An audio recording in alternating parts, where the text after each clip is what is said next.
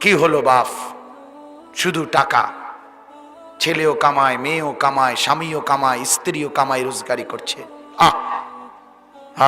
এত উপার্জন, এত জনে মিলে কামায় রোজগারি, মাগার কিস্তি শেষ হয় না। কি শেষ হয় না? শেষ হবে না। নাফরমান হারামখোর, তোর কিস্তি জীবনে শেষ হবে না, মনে রাখিস। অবৈধ উপার্জনকারী, তোর অভাব যাবে না, তোর কলিজায় কোনোদিন তৃপ্তি আসবে না। আমাদের মসজিদের 5,000 টাকার ইমাম, তার কিস্তি লাগে না, আর সে তার বিবি বাচ্চা নিয়ে রাস্তায়ও থাকে না, রাস্তায়ও থাকে না।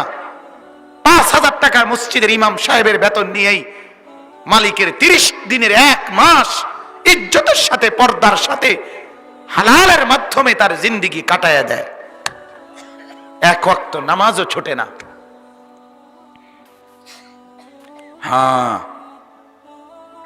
এজন্য আমার বাপ এটা ফিকির করেন, নিজেদের ছেলে, নিজেদের মেয়ে, তাদেরকে আপনি এমন পথে চালাবেন যে পথে তারা বৈধ উপার্জন করবে, বৈধ উপার্জন করবে। আমার এই বয়স আজ 15 বছর হয়। 15 বছর আমার আল্লাহ পাকের শুকর, মালিকের দয়ায়, আল্লাহর কথা, এই ওয়াজ মাহফিলে কিছু বলার তৌফিক আল্লাহ দিয়েছেন। আজ 15 বছর চলে। আমার মা এখনো আমার মা আমারে মাঝে মাঝে বলে, বাপ আনিস, চাইও কারো কাছ থেকে টাকা পয়সার জন্য কোনো মনোমালিন্য করো না। এই কথা আজও বলে দেয়। ছোট্টবেলার থেকে যে বুঝ নিয়ে বড় হয়েছি, আজও সেই বুঝ নিয়েই আছি।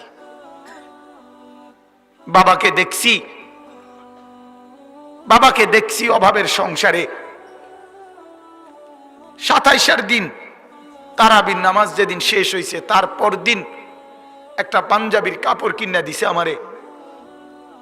ঈদের দিনও সকালবেলা, আমি ঈদের দিন, আজ ঈদ ফজরের নামাজ পড়ে আমি টেইলারের দোকানে দাঁড়ায় ছিলাম। আমার পাঞ্জাবিটা তখনও সেলাই হয় নাই। আমি ঈদের নামাজে যাব কিভাবে?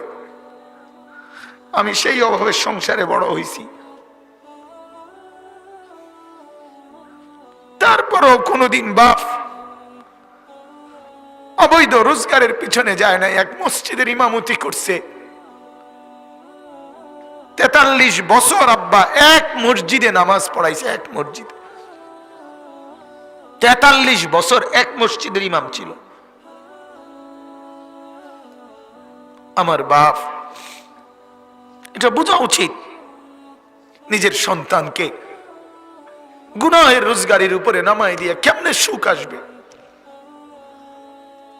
নিজের ঘরে হারামের, সুদের টাকা, ঘুষের টাকা, চুরির টাকা, ডাকাতির টাকা, ওজনে কম দিয়ে ঠকবাজি করে, প্রতারণা করে, মিথ্যা বলে, ধোঁকাবাজি করে, নেশার সামানা বিক্রি করে, মদের উপকরণ বিক্রি করে, জুয়ার সামগ্রী বিক্রি করে, মানুষকে ঠকাইয়া, প্রতারণা করে, মিথ্যা বলে যে টাকা আপনি ঘরে আনলেন, আপনি অনেক মানুষকে কষ্ট দিয়ে আপনার ঘরে সুখ আসবে কেমনে